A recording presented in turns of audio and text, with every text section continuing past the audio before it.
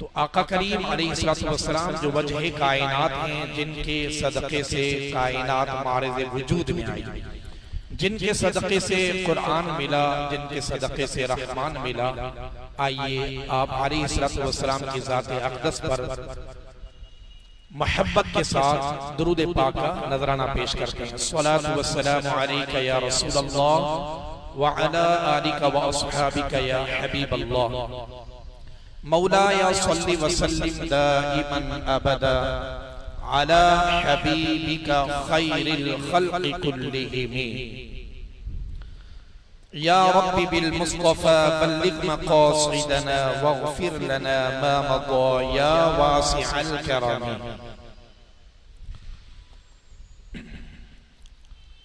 मेरे मोहतरम और प्यारे भाइयों, जैसा कि कुरान करीम फुरक़ान हमीद की आयत मुबारका पारा नंबर 1 सूरह बकरा की आयत 89 की तिलावत की सआदत हासिल की।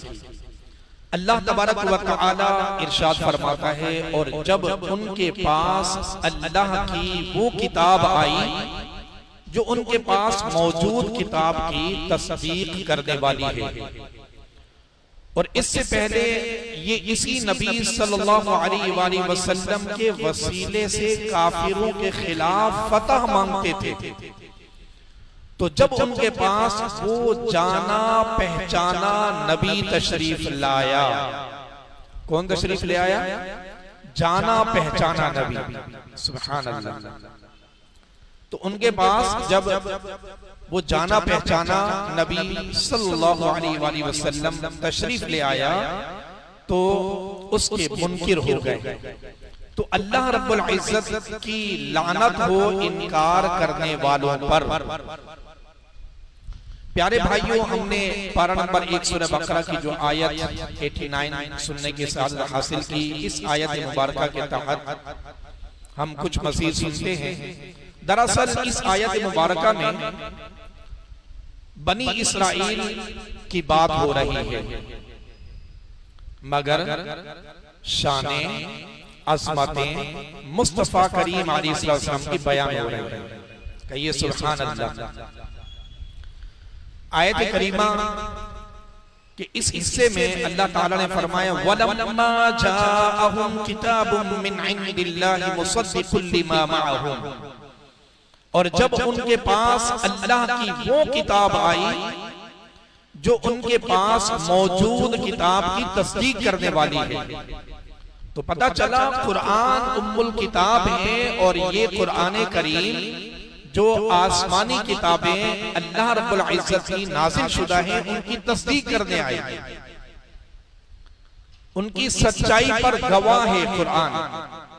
यानी कुरान करीम इतनी बुलंद रुतबा और ऐसी शान और अज़मत वाली किताब है कि इसने आकर तौरात और इंजील की तस्दीक कर दी। चूंकि कुरान करीम बनी इसराइल और उनकी आसमानी किताबों की शान बढ़ाने वाली किताब है, इनके सच्चा होने पर गवाह है, लिहाजा इन्हें चाहिए था कि फौरन कुरान पर ईमान ले आते।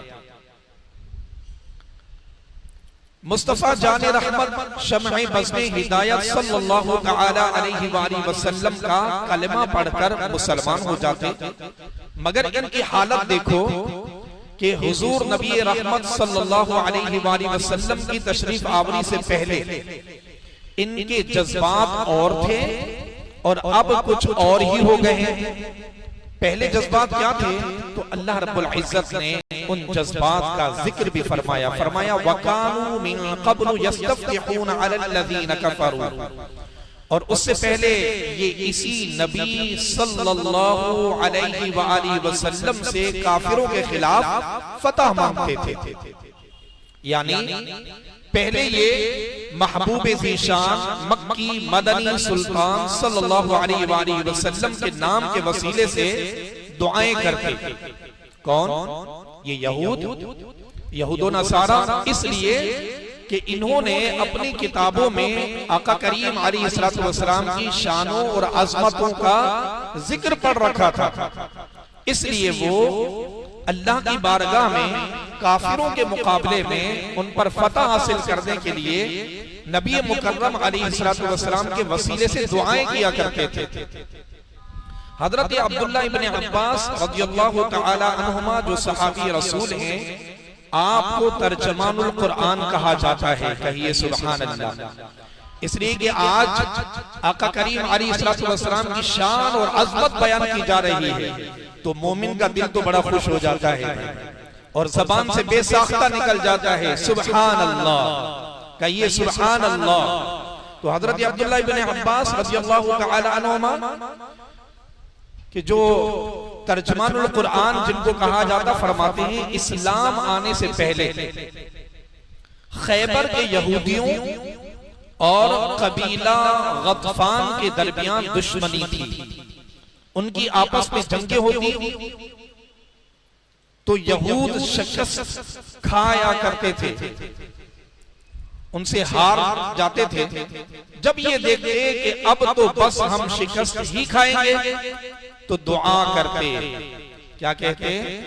इन्ना नस्अलुका बिहक्किन नबिय्यिल उम्मिय्यिल्लज़ी वअदतना अन तुखरिजहु लना फी आखिरिज़ ज़मानि इल्ला तंसुरना अलैहिम। कहते ऐ अल्लाह पाक, वो नबी उम्मी जिनकी आमद का तूने वादा फरमाया है, वो जो आखिरी नबी बनकर तशरीफ लाएंगे, अल्लाह पाक हम उनके वसीले से दुआ करते हैं कि हमें दुश्मन पर फतह अता फरमा। जब ये लोग दुआ मांग लेते तो अल्लाह रब्बुल इज्जत हारी हुई जंग में उन्हें फतह अता फरमाता। तो किसका सदका? नबी आखिर ज़मा सल्लल्लाहु अलैहि वसल्लम का। यहूदो नसारा का भी ये तर्ज अमल था कि वो अगर किसी मुश्किल में पड़ जाते तो आका करीम अलैहिस्सलाम के वसीले से दुआ करते, उनकी मुश्किलें टल जाया करती थी। आका करीम अलैहिस्सलाम की वो शान है।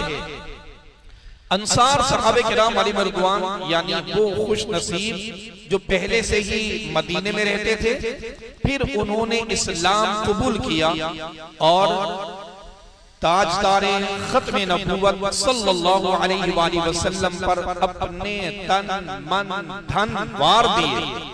उन खुश नसीब सहाबा किराम अलैहिम रिज़वान के ईमान कबूल करने का एक सबब भी यही था।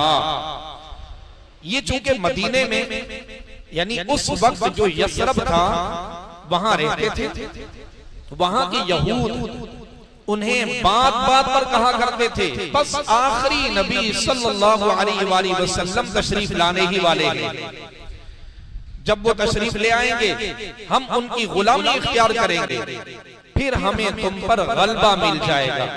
यानी यहूद जो है ये बात बात पर ये कहा करते थे कि आखिरी नबी सल्लल्लाहु अलैहि वसल्लम बस अनकरीब जलवागर होने ही वाले हैं, आप अलैहिस्सलाम की आमद होगी और हम उनके गुलाम बन जाएंगे।